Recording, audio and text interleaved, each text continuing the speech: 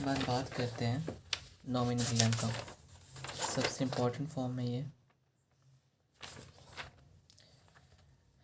आप देख सकते हैं पंजाब नेशनल बैंक का सबसे इम्पोर्टेंट फॉर्म कहा जा सकता है ये, और इससे ज़्यादा इम्पोर्टेंट है हमारे अकाउंट ओपनिंग फॉर्म। आपको करना क्या है कि शाखा का नाम यहाँ पर दे दें, आप जिस ब्रांच में हैं आपके अकाउंट उस शाखा का नाम दे दें। जो कस्टमर होल्डर डिसीज हो चुका, मीन्स मर चुका, उसका नाम दे दें। जो भी डेथ हुआ है, XYZ कस्टमर का नाम था जो डेथ कर गया है। प्रूफ ऑफ डेथ, अगर वो डेथ किया है तो आप अपना वहाँ लिख दें कि हाँ डेथ सर्टिफिकेट आपके पास अवेलेबल है। यहाँ पर होता है क्या है कि आप जो दावेदार है, मीन्स डिजीज जो इन तक मर गया है, उसका पैसा लेगा कौन। तो यहाँ पे मोस्ट प्रोबेबिलिटी क्या होता है कि आपका जो फॉर्म होता है कि नॉमिनी जिनका रहता है उन्हें मेंशन किया जाता है। तो सपोज डेट कि अगर उसका नॉमिनी YA तो आप नाम मेंशन कर दें कि मरने वाले का पैसा का नॉमिनी का नाम YA है, और उसके साथ उसका संबंध सन है, सिस्टर है, मदर है, जो भी है आप वहाँ पे लिख दें। यहाँ पे क्या करना है, अमाउंट डिपॉजिट और subsidy matter of claim with particulars thereof, कि अगर आप जो दावा कर रहे हैं रुपए का जितना अमाउंट है, अगर 1 लाख है तो 1 लाख डाल दें, 2 लाख है 5 लाख वो डाल दें। इसके साथ अगर कुछ और है, फिक्स डिपॉजिट है वो लिख दें। अगर उनका ब्रांच में किसी तरह से लोन लेकर LIC में अगर दिया हुआ असाइनमेंट में तो वो लिख दें। लोकर है तो आप लोकर लिख दें। उसका आप सारा विवरण यहाँ पे डाल दें। Particulars of right of disease to the bank, अगर किसी प्रकार का मृतक के साथ बैंक का कोई लायबिलिटी है, यदि कुछ भी है, जैसे सपोज डेट कि अगर आपका लोन है, आपको वो लायबिलिटी है कि आपको पेमेंट करना है, आप लिख सकते हैं लोन वगैरह है या कुछ भी, अगर आपका लायबिलिटी है तो आप उसको मेंशन कर सकते हैं। इसमें आपको लिख रहा है did disease have any will, अगर किसी प्रकार का विल छोड़ा है मरने वाले ने, ठीक है, तो आप उसको मेंशन कर सकते हैं। वो मेंशन इस तरह होगा कि वो आपका ड्यूली सर्टिफाइड बाय मजिस्ट्रेट और notary published enclosed.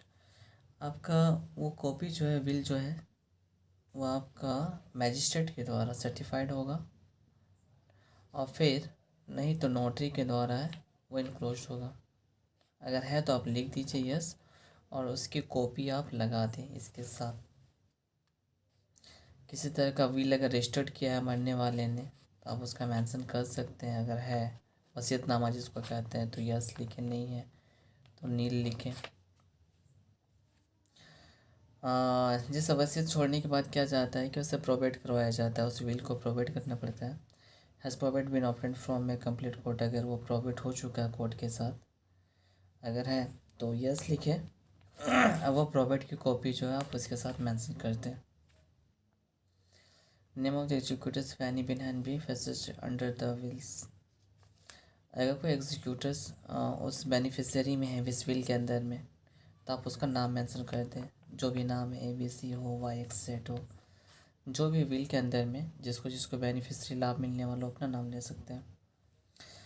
Name of the legal heirs and the relationship with the disease males, इसमें करना क्या है आपको कि लीगल हायर मीन्स होता है कि मरने वाले का जो लीगल हायर होता है, जो इम्पोर्टेंट जिसको कह सकते हैं कि उस पैसे का जो मेन मालिकाना हक होता है उसका नाम आपको लिखना है, जो भी नाम रहे, और उसका रिलेशनशिप क्या था, जो भी रिलेशनशिप रहे, सन रहे, मदर, वो आप मेंशन करते हैं। पुत्र, जो डिजीज है उनका सन का क्या नाम था वो लिखना है। डॉटर का क्या नाम था वो लिख देना है। अगर विधवा है तो उस विधवे का नाम लिखना है। मतलब ये पुरुष के क्षेत्र में है कि अगर कोई डिजीज मर जाता, मीन्स अगर वो मेल मरता है तो उसकी बेटी होगी, उसका बेटा होगा, उसकी पत्नी होगी, उसकी माता हो सकती है, या किसी तरह का अगर एडॉप्ट सन है, वो आपका नाम यहाँ मेंशन कर देना।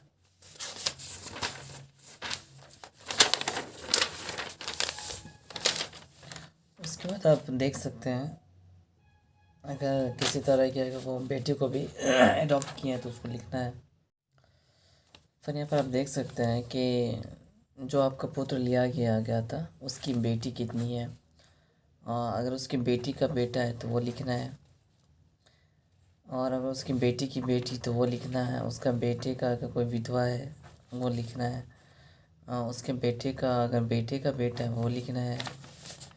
अगर उसके बेटे का बेटी है वो लिखना है। इस तरह करके आपको बहुत सारे फिलअप मिलते हैं। Name of the legal heirs and the relation with the disease. किसी तरह का फीमेल है, फीमेल के साथ में भी आपको करना है। वो मेल के प्रोसेस में था, तो ये फीमेल के प्रोसेस में लिखना है कि उसका नाम लिखना है जो भी रहेगी, और उसके साथ उसका रिलेशनशिप क्या वो लिखना है। फिर उसकी कितनी बेटी थी, कितने बेटे थे, बेटी थी, किसी एडॉप्ट को किया, वो सब आपको मेंशन करना है।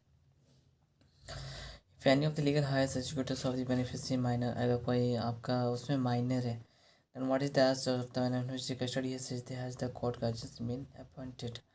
इसमें आपको क्या करना है कि अगर आपका कोई ऐसा बेनिफिशियरी है जो कि माइनर है, तो आपको करना क्या है कि उसका एज,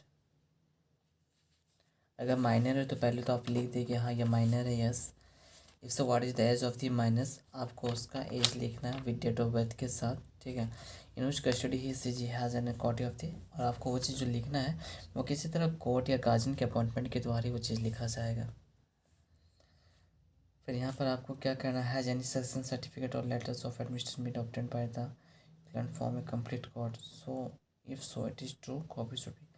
इसमें कहा जा रहा है कि अगर किसी तरह प्रकार का न्यायालय से अगर कोई भी उत्तराधिकार के लिए, मीन्स हो सकता है कि उस प्रॉपर्टी का कोई उत्तराधिकार है, तो उसका उत्तराधिकार का प्रमाण पत्र, ठीक है, या किसी तरह एडमिनिस्ट्रेशन से अगर कोई प्रमाण पत्र प्राप्त है अगर है तो उसको यस करना है, और उसकी आपको प्रतिलिपि साथ में लगा देना।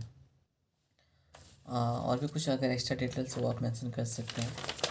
उसके बाद आपको करना क्या है कि जो क्लेम कर रहे हैं उसका यहाँ पे सिग्नेचर कर देना है,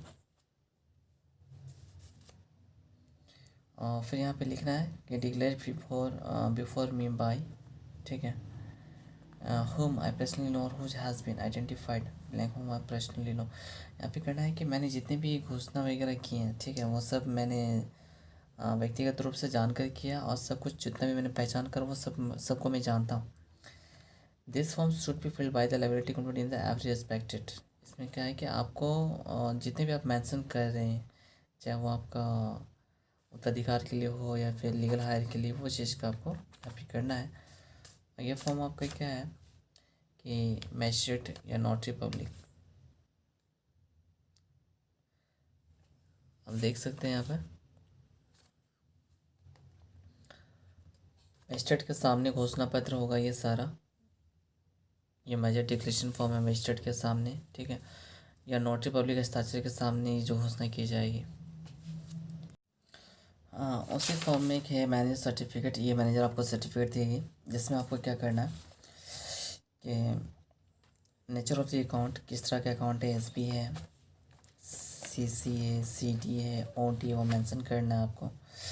और I certified that has died, जो भी डिजीज मर चुका है उसका नाम लिखना है, जो भी मर गया, अगर वो आई के है, ABC, जो भी मैंने उसका नाम लिखना है, या आप डेट मेंशन कर दें।